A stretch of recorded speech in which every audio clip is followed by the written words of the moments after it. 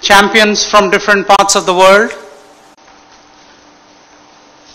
His Excellency Chandrababu Naidu, the Chief Minister of Andhra Pradesh state in India, is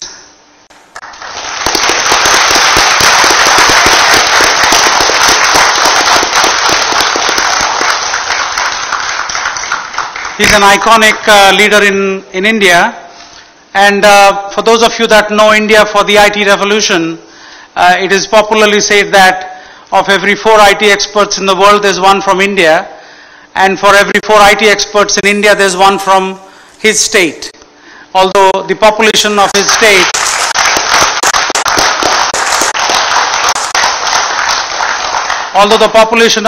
state is only 4% of India's population and 25% of the IT experts. So thank you for your leadership and championship, sir. We're going to hear from you something very outstanding that you are doing in your province to completely change the future of your state, your country, and hopefully the world. So thank you for being here today. We have with us His Excellency Mr. Luhut Panjaitan, the Coordinating Minister of Maritime Affairs for the Republic of Indonesia.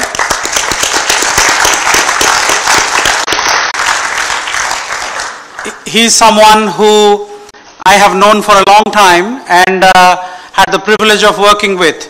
The Tropical Landscapes Finance Facility, which is now successfully operational in Indonesia, started thanks to his belief and faith in taking risks and willing to step out of the comfort zones that you normally see governments resort to, because if you don't take risk, it's always less problems, especially if you're a politician. So thank you, sir, for your leadership, because what you did in Indonesia, we have learned, we have improvised, and we have taken that to India, where we are working with the Honorable Chief Minister, and the first investment in sustainable development in India, in that state, will be $2.3 billion. And thank you for that, because it wouldn't have started without you. So thank you so much. We have with us Her Excellency Lina Paul, the Minister of Environment from El Salvador.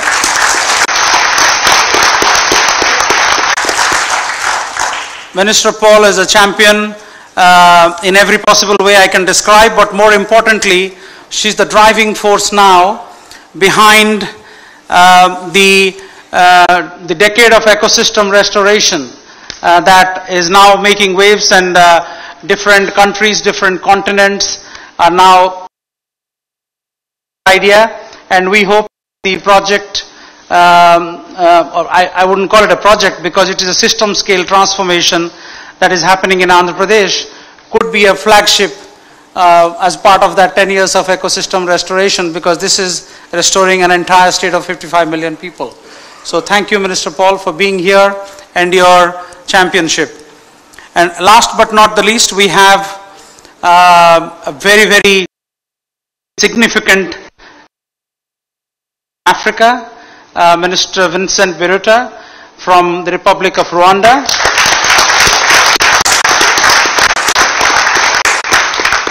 And as my friend Eric often says, that the cleanest place on the earth is Rwanda. Maybe they get a little bit of competition from Japan.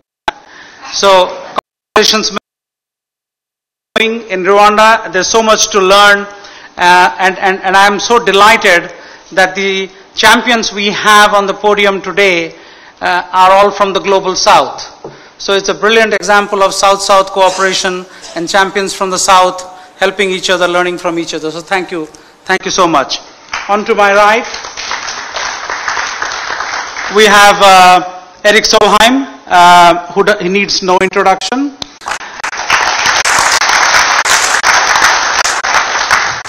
The head of UN Environment, and more importantly, from my perspective, as the person that was leading the work on sustainable finance in partnership with the World Agroforestry Center, BNP Paribas, is that we would not have been where we are today without Eric's championship and support. So thank you, Eric, for that. Thank you so much. We are unfortunately missing Fumjile the Executive Director of UN Women, because the timing of our event changed, so unfortunately she had to miss out on it last minute. But we are, she's Lamarek, who's actually someone who's been working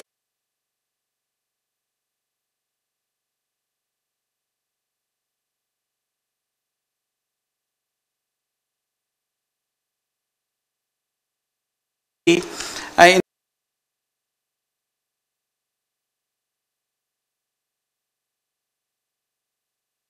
for being there and being here now. Thank you so much. We also have a great environmental champion, someone who also is someone who I admire so much personally, Pawan Sukhdev, the president of the board of WWF International. And we have Olga Algairova, who's the Executive Under Secretary General and Executive Secretary for the Economic Commission for Europe. And Olga's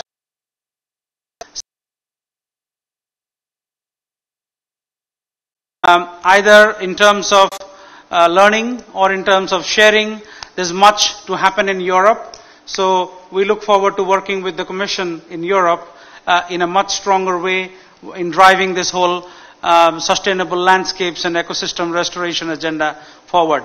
You will also be hearing from our friends in the front row, BNP Paribas, Laurence, IDH, the CEO is here, Joost Oorthuizen, ICRAF, the Director General, Tony Simons is here, from the Department of Economic and Social Affairs, and the Chief Economist of the UN, Assistant Secretary General Elliot Harris is here, the Executive Secretary of the Conference on Biodiversity, the Convention on Biodiversity is here, Ruth, who's the Executive Director of the Global Alliance for the Future of Food is here.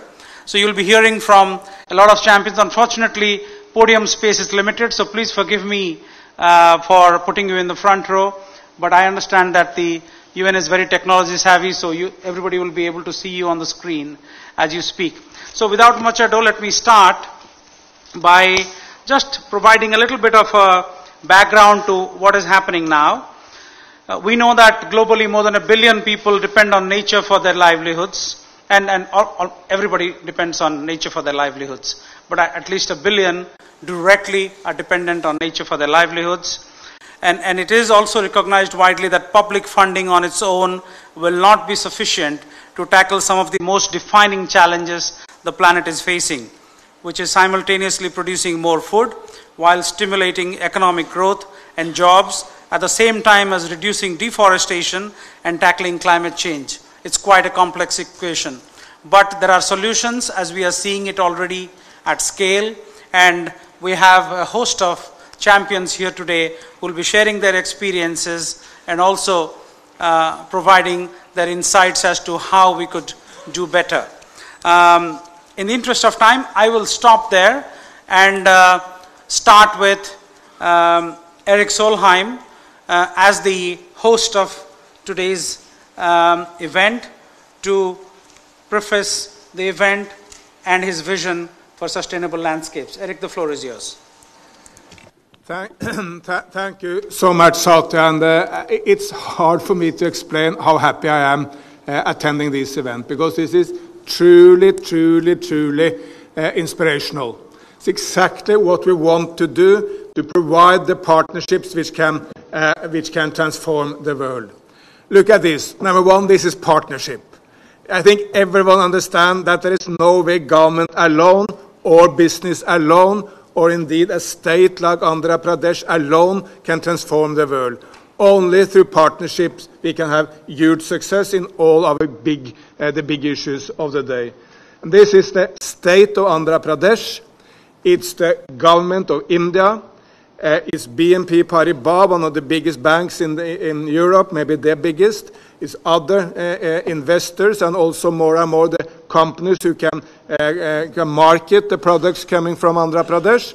And it's UN Environment and indeed other UN entities. And I may have forgotten others, that this is really partnership. And partnership is the way forward. All of us are too small alone. Together in partnership we can achieve a lot. Secondly, this is about leadership. And I really cannot pay enough tribute to you, Chief Minister Naidu. You are a true leader. For those of you who are not really well into Indian politics, but Chief Minister Naidu was in the past the Chief Minister of the combined state of what is today Andhra Pradesh and Telangana. He made the capital of that, Hyderabad, the #1 IT destination of India, bringing any number of companies there.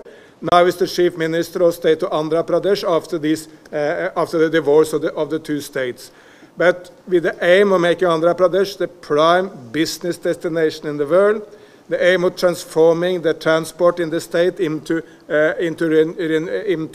electrical mobility, the aim of being renewable, and in the midst of all this, constructing a completely new capital for the new state. So this is truly inspirational leadership. But there are other leaders here as well, some of them very good friends of mine. Pak Luhut, a fantastic minister from Indonesia who's coordinating oceans but has set Indonesia out to fight plastic pollution and many other issues. Lina Paul from El Salvador taking the lead on making this decade for landscapes and ecosystem restoration. And of course Vincent Biruta, my good friend from Rwanda, one of the most amazing countries. Look to what Rwanda has achieved after the absolute horrendous genocide in 1994, making this one of the prime business destination, most rapid economic development in Africa, and on top of that, maybe the cleanest place in the world. So, yes, while we celebrate Indian leadership here, there is also much wider leadership. Adding to all this, this is about innovation. Let be never in doubt, this is not about taking agriculture back to the kind of the old days when, yes, it may have been environment friendly, but where it produced hardly anything.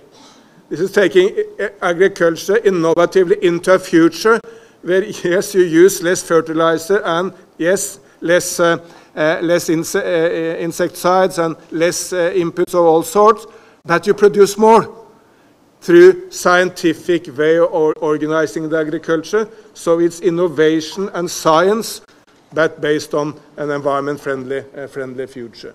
So if people tell you this is going back, no, this is really rapidly going forward. State of Andhra Pradesh was the state driving the first green revolution in India with Punjab. I think you can be proud of that. There was environment issues coming from the first green revolution, but it was also a huge social uplifting of people who simply got more into their stomachs. Now we are spearheading the second green revolution in the same innovative manner. This is also, which is critical, this is also scale. I'm quite often speaking to Indian ministers, and sorry to tell all of you who have small, tiny, nice projects, they're not really interested. Very rare that an Indian minister is interested in a pilot project. Why is that? Because the scale of 1.3 billion people, soon to be the most populous nation in the world, is so big that the interest is on what's at scale.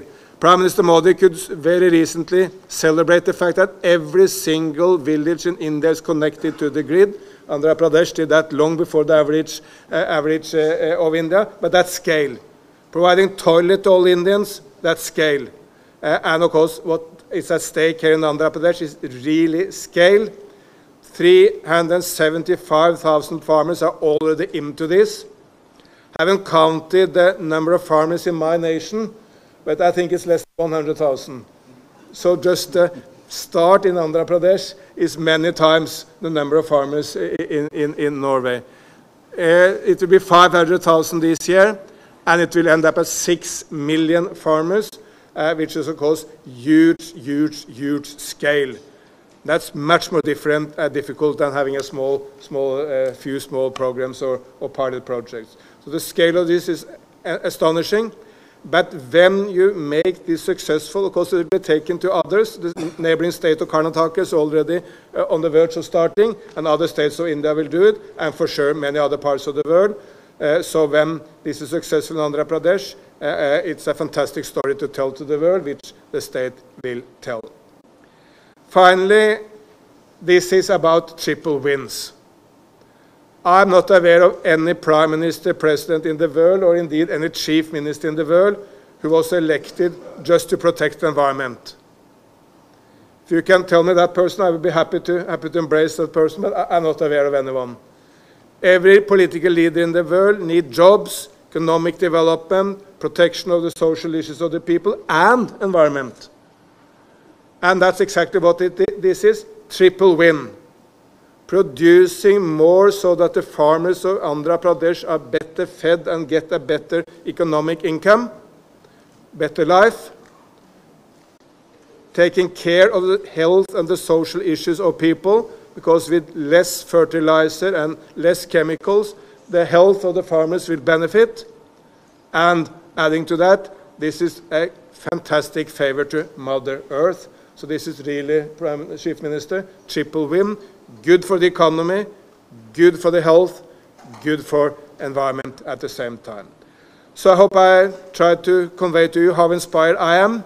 I think you all will be as inspired when you see this, and I'm sure the Chief Minister Naidu will welcome you to Andhra Pradesh to see with your own eyes.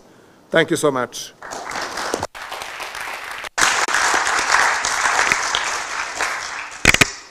Thank you, Eric. Thank you for those inspiring comments, which so well articulate the transformative work that is going on in India, Indonesia, Latin America, and Africa, which we'll be hearing more of very soon.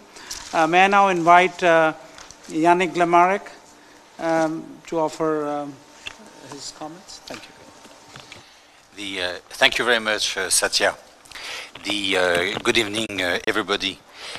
Based on existing development trends, we are not to achieve gender equality before the second half of the 22nd century. And a gender unequal world will also be an unsustainable world.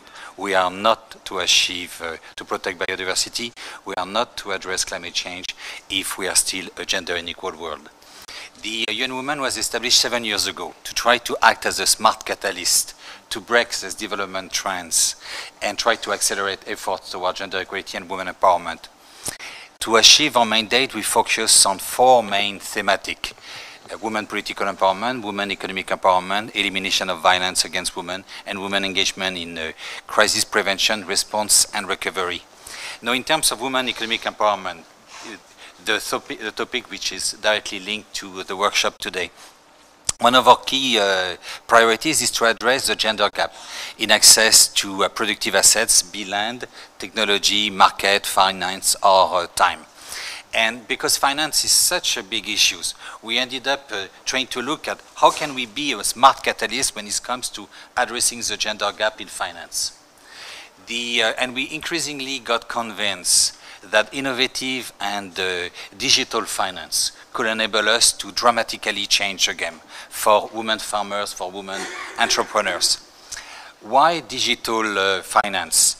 We believe that digital finance can at least provide four new types of services. The first one is that with big data and artificial intelligence system, we can now relatively easily incorporate environment, social, and governance standards into investment decision making. And that's the reason why UN Women was extremely proud to be associated with ICRAF and with the government of Indonesia and, of course, UNEP in launching the Tropical Landscape Facility. And our objective was to try to provide some technical assistance to make sure that the projects supported by this facility are not only green, but they are also socially inclusive. That means that they provide a triple development dividends in terms of finance, in terms of environmental sustainability, and gender equality. We are also working we are also trying to leverage artificial intelligence and big data to try to change the way financial institutions assess credit risk, etc. So that's the first element where we believe that sustainable digital finance has a huge potential. A second element is new business model. And here again, if we look at what is being done in India and in Indonesia, we are speaking about a new business model for decentralized renewable energy technologies and for sustainable farming system. And this business model leverage mobile banking, leverage Internet of Things, and leverage artificial intelligence. We are trying to leverage all these technologies by creating an ecosystem of mobile applications to address the gender gap in agriculture. We believe that with a mobile banking system, we can enable women farmers to have an idea about the overall area they farm, to be able to have an idea about how much they are willing to sell. We can help them in getting a forward contract from the buyers and use this forward contract as a collateral to get access to finance and increase their productivity. Because of the increase in yield, because of the reduction in post-harvest losses, and because of the better takeoff price, we can actually double the income of a woman farmer in 1 year. And here again, we are being associated with a number of UN agencies in this effort. We also believe that with innovative and digital finance, we can come with new sources of finance. And UN Women with UNCDF is right now working on a new instrument called Unit Life. And the idea of Unit Life is basically to try to get some micro grants from everybody when you go to pay for something during the e-payment, to try to address chronic malnutrition, and notably through addressing the gender gap in agriculture. And we believe that with digital finance, we have an entire new world of opportunities for citizen engagement. For example, it's possible with digital finance to try to assess what will be the impact of our purchasing behavior of what we buy on the carbon footprint of everybody. And that we can start providing this information to every single citizens, and therefore change your behaviors. And we can associate with this information some incentives for people to, for example, go for one type of purchase versus another one. One good example is Ant Forest. Ant Forest is an application that was launched by Alibaba Pay, which is now called Ant Finance, if my memory is correct, in August 2016. And now they have more than 300 users. And every time one of these consumers buys something which is environmentally responsible, for example, an efficient light bulb rather than an LED rather than an incandescent light bulb, they get some point, and these points are being used to plant trees. And so I strongly believe that we are at the beginning of a brave new world. And if we can create the type of alliances needed, we can truly leverage innovative and digital finance to align finance with sustainable development and break trends, not only for gender equality, but for all of the 17 Sustainable Development Goals. Thank you very much.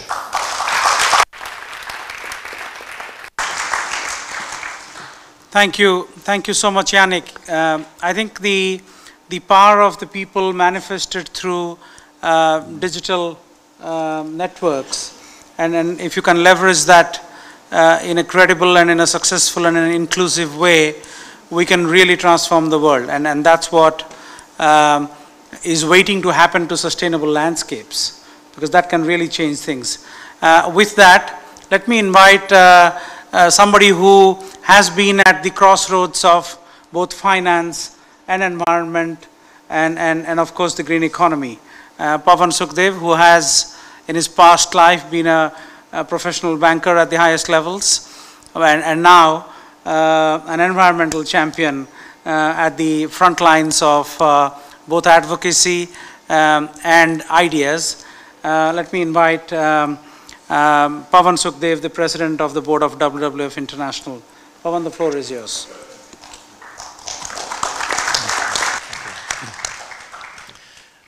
Thank you, Satya. Distinguished leaders on the panel, friends, ladies and gentlemen. First, a few words about the organization WWF and why, for us, the idea of sustainable landscapes is heart and center of our mission. WWF is, I think, the nearest way I can describe it to you is kind of a United Nations of NGOs with a common mission. We have 34 independent national organizations, 50 different project offices, altogether 85. We have got 5.4 million supporters around the world, 7,000 staff. So, as those of you who work with the United Nations are familiar, achieving consensus is quite an art form in a situation like this. Thankfully, we have a common mission, which has always been to build a future in which humans can live in harmony with nature. And I think from that mission comes our desire to work with nature, and work with farmers, and work with landscapes. But that is easier said than done, because independent organizations can make independent strategic decisions. So therefore, my predecessors and the team created 9 knowledge groups, and one of those knowledge groups is food. And just to give you a sense of why this is significant, I think some of the other knowledge groups that we have is climate. We call them practice groups. Another one is forest, another one is wildlife. So we consider food to be extremely central to the challenge that we are trying to address, which is the challenge of humans living in harmony with nature. I would like to convince you of why this is important, not just for us, but indeed for achieving all of the Sustainable Development Goals. I personally believe that food systems and how we handle them, and landscapes and how we manage them to deliver the food that we eat, are probably the single most important driver of sustainability across all of the 17 Sustainable Development Goals. They are pervasive, they are impactful, and they are opportune. Because when we say food systems, firstly, what I mean and what we mean is actually eco-agri-food systems. This is the forest that gets destroyed in order to be able to made into a field to feed the cows or to feed the crops which we will eat. This is also the process of farming, together with its huge employments and its emissions. Few people realize that farming actually is the largest employer by far, by an order of magnitude. In other words, 10 times bigger than the next largest. 1.3 billion people around the world are employed largely as farmers. Out of those, 1 billion people are smallholder farmers, which means farms less than 2 hectares. They operate out of 525 million farms around the world. And when it comes to greenhouse gas emissions, when we talk about agriculture, we are not seeing the full picture. When we talk about eco-agri-food systems, looking the whole of the food system, including the production of food on the farm, the emissions, including the manufacturing, including the processing, and the waste, which on its own, food waste is the 3rd largest emitter if it were a country. If we look at food systems like that, then in fact they account for between 43 and 57% of total greenhouse gas emissions. In other words, the single largest contribution to the greenhouse gas challenge that we face today. If we think in terms of gender, and my colleague here has highlighted these issues, 60 to 70% of the farmers in sub-Saharan Africa actually are women.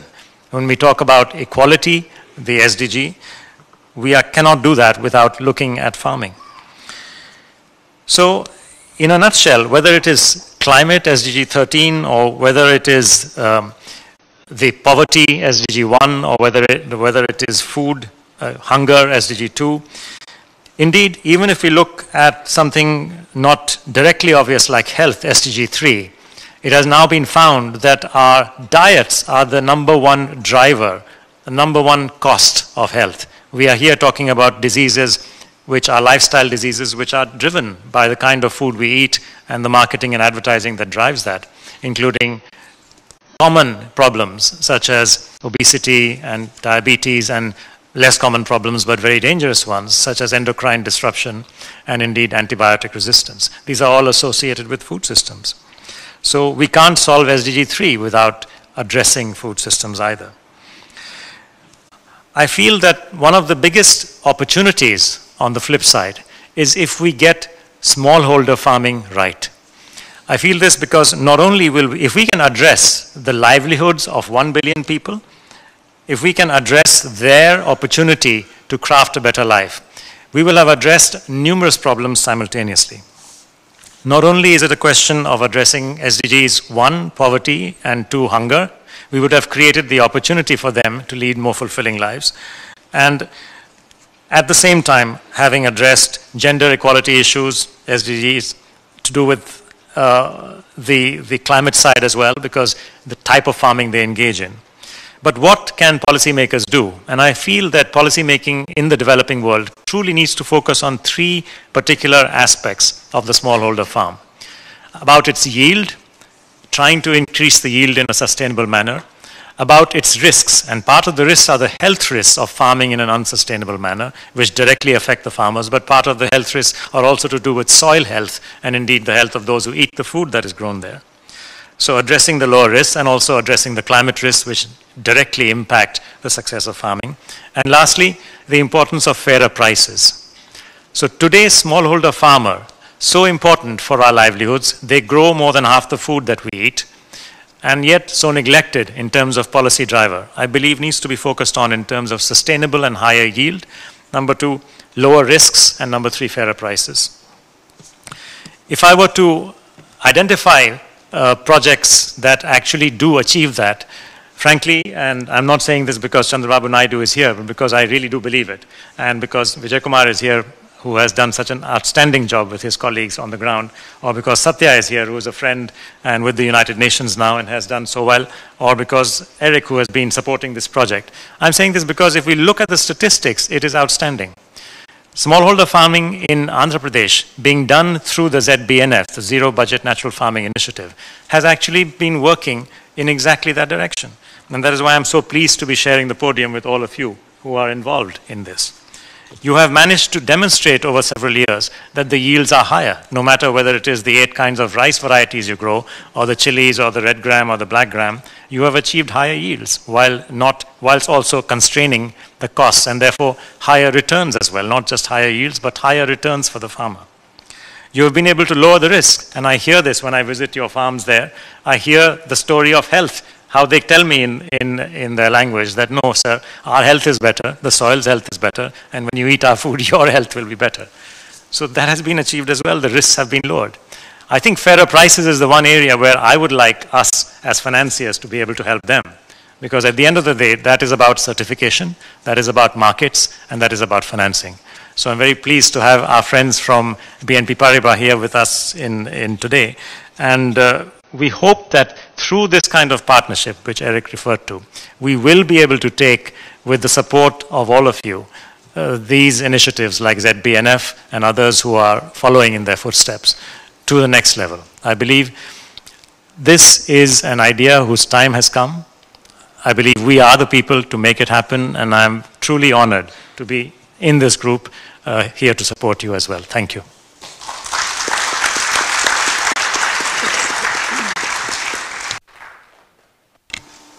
Thank you, Pavan. Thank you for being a fantastic supporter of the cause, and also thank you for being someone who's been at the forefront of this move towards sustainable finance. Pavan kindly supports us pro bono for a long time on the steering committees of the Tropical Landscape Finance Facility, that of the Sustainable India Finance Facility, and many more things that I've had the privilege of working with him for almost a decade now.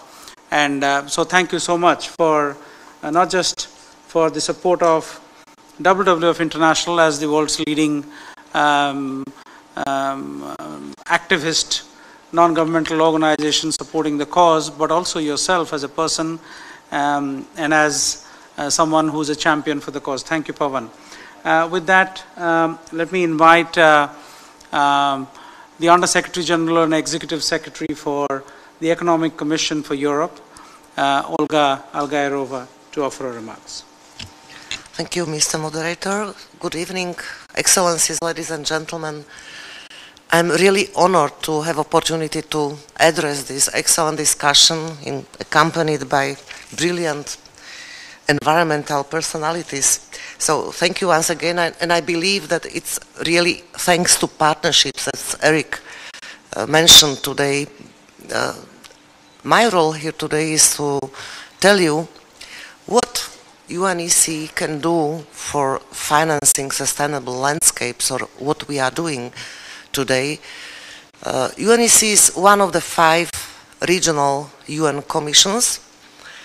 We are the smallest one, in fact. We are just 188 people, but how we work is we network 8,000 experts from our member states who produce standards and norms and guidelines and exchange the best practices.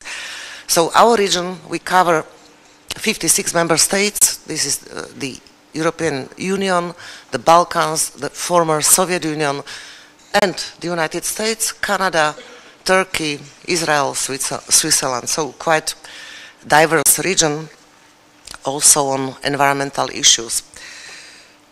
As mentioned, typical normative organization, and we do a lot for sustainable development.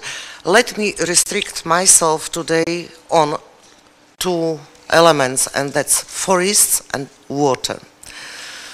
Speaking on forests, in my opinion, the market mechanism don't always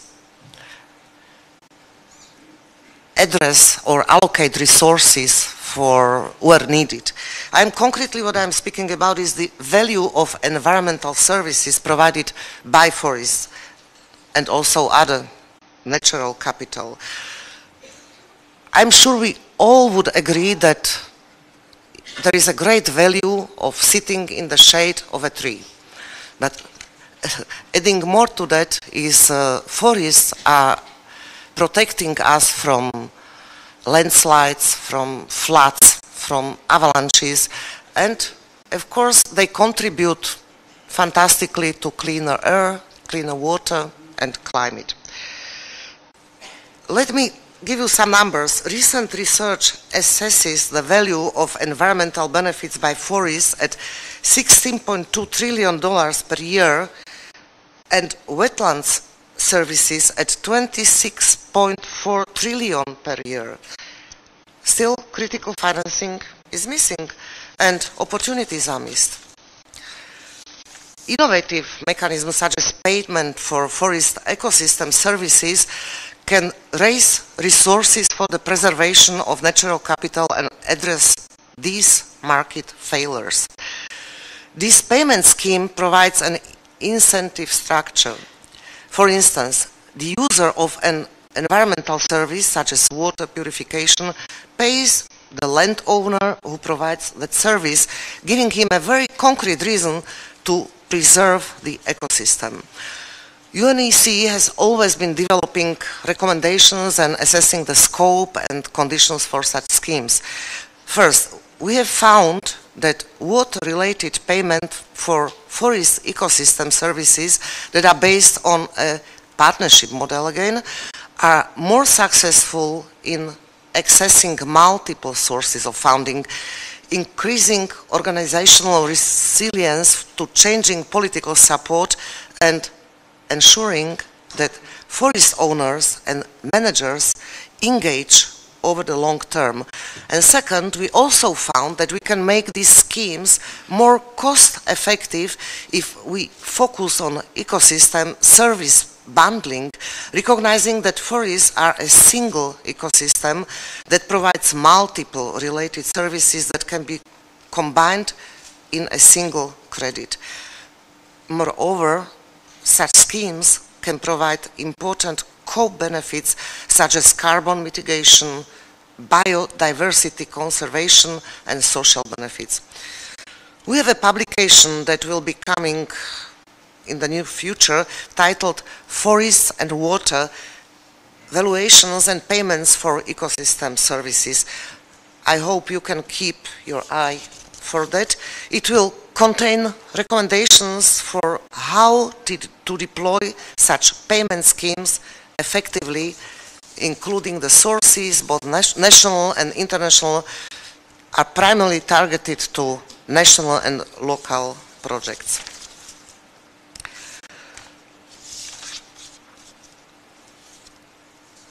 To all investors out there, the market opportunities are far from trivial. The Business and Sustainable Development Commission has estimated that forest ecosystem services could be worth up to $365 billion annually by 2030. So let us move to water. UNEC hosts the Convention on the Protection and Use of Transboundary Watercourses and International Lakes, or short Water Convention. Over 40% of the global population lives within transboundary basins and aquifers, making the successful management of these resources essential to long-term poverty reduction, sustainable development of the environment, and in many cases, longer-term political stability. Many of those basins are very vulnerable to climate change. By the way, the Water Convention became global now because we have recent accession of Chad and Senegal, so it's not anymore just regional convention. According to estimates by the World Bank, investments in water infrastructure need to triple to $114 billion per year to meet SDG targets 6.1 and 6.2. For such big investments to be sustainable and viable, they need to take into account the transboundary context. Therefore, there should be developed in cooperation between riparian countries. But many countries face difficulties in financing such transboundary cooperation because of lack of sustainable funding models and because the benefits are not always known. Moreover, many funding sources, both national and international, are primarily targeted to national or local projects. First, if we want bankable projects that will be attractive to public and private investors, we need to understand and manage the special risks and complexities of transboundary river basin projects, such as the involvement of multiple countries, legal responsibility, and mandate for implementation, and the challenges of sharing upstream and downstream benefits and commitments. At the same time, the transboundary context offers risk mitigation tools that are not available in single country projects, especially when the national river basin organizations are in place. These tools include cooperation agreements, risk sharing, and additional resource leveraging potential.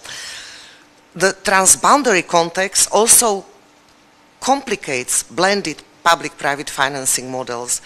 Specific guarantees were traditionally only designed for national contexts, but are now also offered by World Bank and IFIs for the transboundary context and need to be tested. I already mentioned UNEC's Water Convention that can help to create an enabling environment for investments. This Water Convention can increase sustainability of cooperation projects and reduce investment risks thanks to the legally binding long-term commitments made by countries and its continuous support for cooperation. Convention supports countries and basins in raising funds for transboundary basin development. In fact, we are organizing a global high-level workshop on precisely this topic with the World Bank, EIB, ADB, GEF, and others on 9th of October this year in Astana, back-to-back with the 8th session of the meeting of parties of this convention. I am pleased to report that this support is available to all member states. As I mentioned, this convention was offered to be global a few years ago, and we have these recent African accessions. Ladies and gentlemen, in the UNEC region, there is a very high need to invest in repairing, maintaining, and upgrading old water and sanitation infrastructures. This, again, represents a financing challenge, but it is also a development opportunity, considering also the interlinkages between the water, energy, and food and ecosystems. it is important to plan resource use in an integrated manner. We at UNEC, we are proud to serve as a platform that brings together different stakeholders. I'm coming back to partnerships, to identify opportunities for all parties affected by the water, energy, food ecosystems nexus, and this identification and the mobilization of the political will to unlock these opportunities are the necessary first step to raise financing. I hope I was able to tell you about how the UN, and namely UNEC, can address the challenge of financing sustainable landscapes, and I thank you very much for your attention.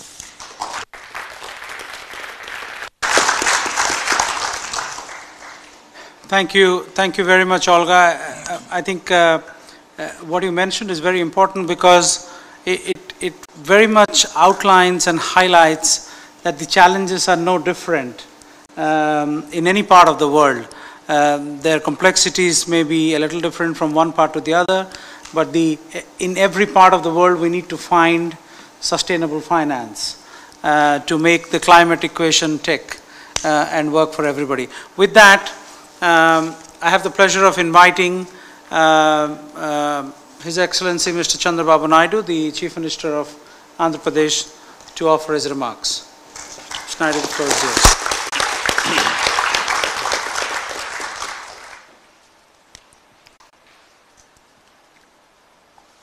His Excellencies on the dais and friends, Telugu వారందరి తరపున భారతీయుల తరపున ఈరోజు ఈ కార్యక్రమానికి చేసిన మీ అందరికీ మనస్ఫూర్తిగా నమస్కారాలు. ఆంధ్రప్రదేశ్ నేడు ప్రకృతి వ్యవసాయానికి కేంద్రంగా మారింది. ఇది ప్రపంచానికి ఒక ఆదర్శం. 2 minutes I am able to speak in my mother tongue. This is the rarest occasion for me to address this type of subject. People on the dais, everybody is working towards natural farming. As a matter of fact, we are able to produce results now. Just now Satya has rightly mentioned, all over the world, in IT, India is very strong. Out of 4 IT professionals, 1 is Indian. Among Indians, out of 4, 1 is from our state. If you see today, either Google CEO or Microsoft, they are all Indians. Now I am taking a subject. I promoted technology in a big way for the last 2 decades. Now I am promoting technology and nature together. It will do wonders. That is where we are going for natural farming. I want to explain today India's first natural farming state, 6 million farmers, 8 million hectares, 50 million citizens. A system-wide scale role model for the global community, for the world itself. If you see here in my state, it contributes 28% to the state GSDP from agriculture. 62% of population depends on agriculture and related activities. As our people, as our friends have rightly mentioned, with the Green Revolution, Andhra Pradesh has become rice bowl of India. 8 million hectares cropped area, diversified cropping systems, second longest coastline, 974 square kilometers, India's largest producer of fruits, eggs, aquaculture products. As on today, horticulture, we are able to cultivate nearly 1.7 million hectares. If you see here, it is the scenario all over the world. Agriculture, the vicious cycle, high cost, risks in production and marketing, food insecurity, rural, from there migration to the urban areas, ecosystem degradation in a big way, climate impacts. Because of that, there are floods, there are droughts. Even recently in Kerala, in India, there are huge flood. So much of damage. This is the overall scenario as on today. For all these things, answer is very clear. We are able to convince now all international agencies also, zero budget natural farming. This is regenerative agriculture. It is one way farmers' welfare, reduced cost and risks, increased yields, regular income, climate change resilience. If you see freedom from hunger, more food, safe food, and nutritious food. As on today, we are all eating either chemical fertilizers or pesticides. That is what we are all eating today. As our friends have rightly mentioned, beautiful advertisements. We are all tempted, and also very good recipe by chefs. So we are all eating all, I can say, contaminated or chemical fertilizers. Now, because of zero budget natural farming, reverse migration. Even you may not believe, IT professionals are coming for agriculture today. Now they are enjoying the work and also they are earning more money. That is a reverse migration as already started. Environment side, enhanced soil health, water conservation, regeneration coastal ecosystem, biodiversity. As on today, if you see, land is giving everything for us. Mother is giving birth. Motherland is giving everything, either food, water, air, quality of air, everything. Now we are polluting everything. Even soil is totally eroded and also soil health is suffering. So that we are getting not a good food at all. Here, very simple principles if you see, ZBNF core principles. Living soil concept. Now, soil is alive. It is ill health. You are spoiling the health of the soil. Then naturally what food we are going to get? Same quality of food we are getting. For this what we are giving principles here, microbial seed coating through cow urine and dung based formulations. It is very cost effective. Even compared to organic culture, this concept of natural farming, it is very cost effective. Bio inoculant to stimulate soil microbiome, cover crops, mulching with crops and crop residues, soil aeration and water vapor harvesting, zero chemicals, no synthetic fertilizer or pesticides. I am very happy. If you can go all these things, then you are having a quality food. If you see here the scaling, even the concept is very good. Under the same time, if you produce outcomes, then only it is a reality. Now we are moving in that direction. To change a farmer, whole village approach we have taken up. To change a farmer systematically, it will take 3 years. First time he is not believing. He is starting 1/3 or 1/4 of his land. Second year is convinced. Then he will go 50%, 60%. 3 years, all his land is converting. As our friends has rightly mentioned, now people are saying, my health has been improved. I am very happy. I am serving the community. And also my land is improved. My soil health is excellent. That is the concept now it is picking up. First year we are having 15% target. Second year 50% target. Third year 80% target. Within 5 years time, 100% we are going to implement it. That means total state will be ZBNF farming. That is where we are working. I am confident we will achieve the results. If you see here, state government commitment and ownership. We are having women self-help groups. I am very happy some of our friends have referred it. 20 years back we have started self-help groups. We are having 9 lakh groups, roughly 1 million. 9 million women are working. They are highly motivated. They are taking this program in a big way. They are doing wonderful work. The real farmers are becoming champion farmers. This is CRPS. This is the concept we are working. They are working to transform totally.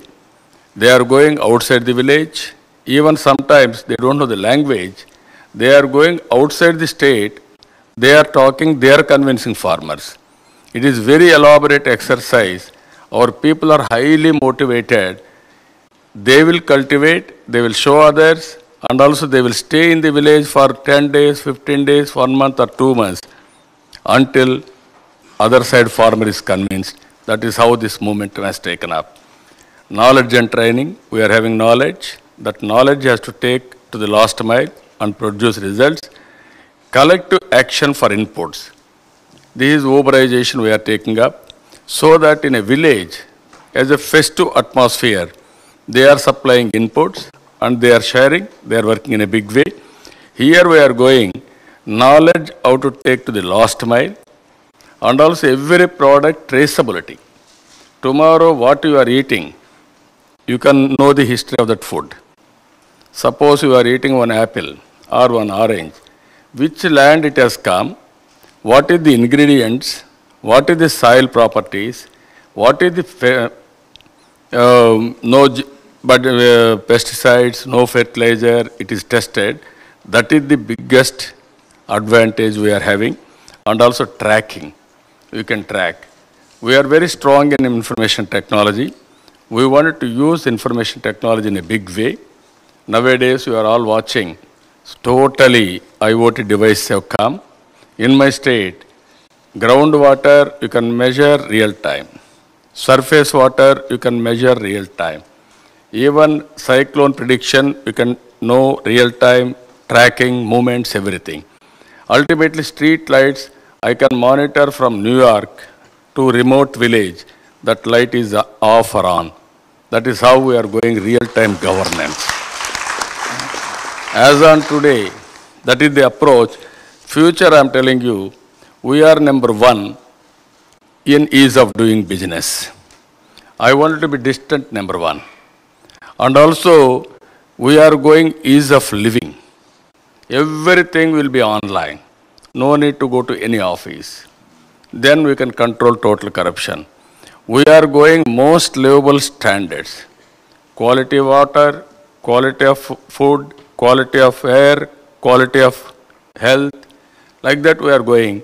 And ultimately, our aim is to have quality life with happiness. Happiness is very, very important for all of us. Human life should be meaningful. For that, ZBNF is very, very important. If you see here in ZBNF, our achievements. 2016 we started, 40,000 farmers. 2017, it has become 163,000 farmers. 2018, now we are having 500,000 farmers, 500,000 acres of land. 2020, 1.7 million farmers. 2022, 4.1 million farmers. 2024, all 6 million farmers will be ZBNF farmers. Then it will be a model for the global community to emulate, to follow Andhra Pradesh. I am confident before that you all realize, then you will come back to us. We will work with you to make global community to provide safe food. Here, I am very happy. 20 years experience women groups are working. They are taking up this momentum. So many partners are here. I need your collaborations. either finance, sustainability models, philanthropy, knowledge sharing, and also marketing. I am providing one of the best products, but I need marketing. There are some people here. You have to help me. There are some organizations, food processing organizations, food chains. They have to come forward. This is a natural food we are giving, no pesticide, no fertilizer. Even we are going to do certification and everything, but only people, like-minded people, all of us